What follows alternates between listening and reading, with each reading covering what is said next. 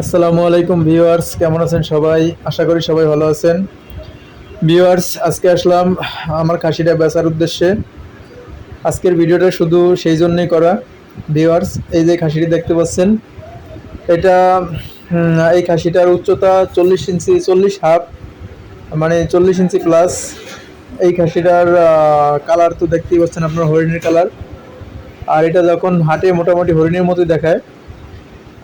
এটা আমার বরিশালের আশা করি সবথেকে বড় খাসি, কারণ আমি বরিশালে কোথাও এত বড় খাসি দেখিনি। এটা অনেক উচ্চতা। আর এটার সাইজ আপনি সামনাসামনি না আসলে বুঝবেন না।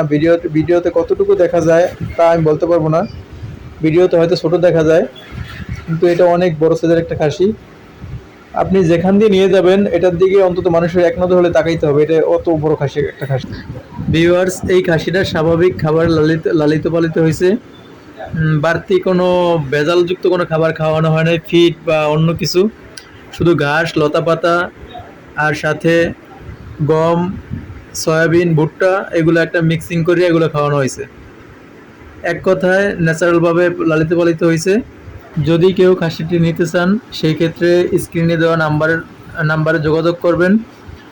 আর নাম্বারে যোগাযোগ করে সরাসরি আসলে বেশি ভালো হয়।